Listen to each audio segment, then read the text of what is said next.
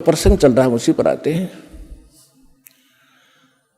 कि परमात्मा ने 600 वर्ष पहले आकर कहा था, अक्षर पुरुष एक पेड़ है, निरंजन वाकी डारे, तीनों देवा शाखा है, भाई पात रूप संसारे।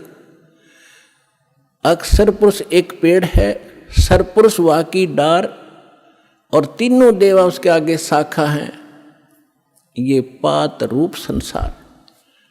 अब आपको बहुत बार उल्टा लटका हुआ संसार रूपी वृक्ष का एक चित्र बनाया है, वो दिखाया है। तो परमात्मा ने मूल को छोड़ दिया, जो जमीन से बाहर दिखाई देता वो सारे पार्ट बता दिए। तना उसको अक्षर पुरुष समझो, उससे तने से मोटी डाहर निकले उसको सरपुरुष, और सरपुरुष के आगे फिर वो 3 शाखाएं हों, रजगुण ब्रह्मा सतगुण विष्णु तमगुण शिव जी, ये शाखा समझो, इतना बता दिया। और पात रूप संसार। फिर इस दास को भेजा ये बताने के लिए कि मूल कौन है। ये जड़ वही है जो सबका धारण पोषण करता है, सबका उत्पन्न करने वाला है, सबका संरक्षक है, जो सर्व सुखदायी है, जो परम अक्षर ब्रह्म, जो अविनाशी परमात्मा है, वो वही है। कौन? अब दास ने बताया कि इसमें परमात्मा को पहचानने में दोनों पहलू काम करेंगे। एक तो हमारी थ्योरी, हमारा जो सिलेबस पाठ्यक्रम, और साथ में प्रैक्टिकल। पाठ्यक्रम बता रहा है और फिर वो प्रैक्टिकल, जिन्होंने प्रैक्टिकल किया, उन महापुरुषों ने जिनको भगवान मिले, सचखंड लेकर गए, सतलोक ले गए, फिर वापस छोड़ा, उनमें से 6-7 शुभ नाम दास का याद है। आदरणीय धर्मदास साहिब जी, गांव बांधवगढ़, मध्य प्रदेश, वर्तमान में छत्तीसगढ़ होगा वो। और आदरणीय मलुकदास साहिब जी, आदरणीय नानक साहिब जी, जो सिख धर्म के प्रवर्तक माने जाते हैं। आदरणीय दादू साहिब जी, आदरणीय गरीबदास साहिब जी, गांव छुरानी, जिला जज्जर, हरियाणा वाले। आदरणीय गीसा दास साहिब जी, गांव खेखड़ा, जिला बागपुर, उत्तर प्रदेश वाले। आदरणीय स्वामी रामानंद जी, काशी वाले। तो इन महापुरुषों में से आदरणीय गरीबदास साहिब जी के विषय में दास बताना चाहेगा।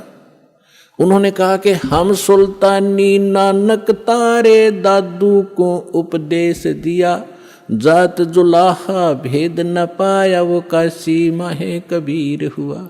अनंत कोट ब्रह्मांड का एक रति नहीं भारे, सतगुरु पुरुष कबीर हैं, ये कुल के सिरजनहारे। तो वो जड़ है उस संसार रूपी वृक्ष के, वो कबीर है। कबीर परमात्मा कौन? उसको परम अक्षर ब्रह्म कहो, उसको सत्य पुरुष कहो, अमर पुरुष कहो, उसे परम पुरुष कहो, उसे परम अक्षर ब्रह्म कहो, उसे परम अक्षर पुरुष कहो।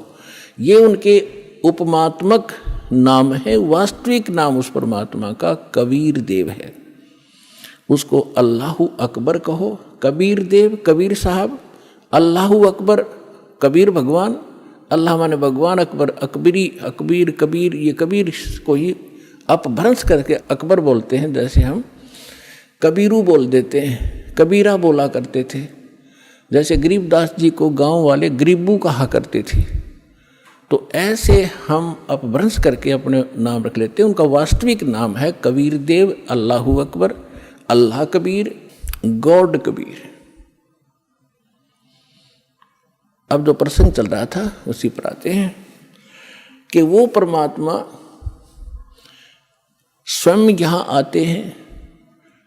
अब इसमें दोनों पहलू साथ चलेंगे कि जिनको भगवान मिले उन्होंने प्रैक्टिकल किया, और जो हमारे सदग्रंथ आज तक हमें ज्ञान दे रहे थे, हमारे धर्मगुरु समझ नहीं सके, वो हमारा दुर्भाग्य और उनका भी दुर्भाग्य कहेंगे, क्योंकि वो उनकी बुद्धि काल के वश थी। अब हम सतगुरु शरण में आ गए तो हमारे ऊपर काल की जकड़ नहीं रही, इसलिए आप इस ज्ञान को समझ रहे हो। जिस दिन आपका नाम खंड हो जाएगा, यहाँ से कनेक्शन कट गया, परमात्मा का पंजा आपसे उठ जाएगा, आपको यही शब्द कड़वे लगने लग जाएंगे, और ये हमारे यहाँ भक्त भी आपको बुरे बुरे दिखाई देंगे, क्योंकि काल प्रवेश कर जाएगा, आपकी बुद्धि को भ्रष्ट कर देता है, आज तक ब्रह्मा विष्णु महेश की गांठ बांध रखी, इसने चक्कर बांध रखा, समझने नहीं दिया। आपकी क्या औकात, आप इस मालिक की शरण से दूर होकर आप सुखी हो जाओगे। जून का महीना हो और एसी रूम से बाहर निकल कर कोई सुखी हो सकता? चाहे शराब पी कर चाहे निकले जा बाहर गली में पड़ा रहो, बेशक वो कहा रहो शराब के नशे में मैं बहुत सुखी हूँ, अब सुखी हूँ, खाक सुखी है। रेत में पड़ा पसीने आए पड़े, झागा रहे मुख में। तो ऐसी दशा उन लोगों की जो भगवान से दूर हटकर इस काल के खेमे में खेल खेल रहे हैं। चाहे वो भक्ति कर रहे हैं, वो भक्ति भी नकली, या संसारिक सुख प्राप्त करने के लिए को प्रयास कर रहे हैं, क्योंकि इस काल की साधना से सुख हो ही नहीं सकता। सुख होगा तो इस परमात्मा की ही रजा से, इस साधना से होगा।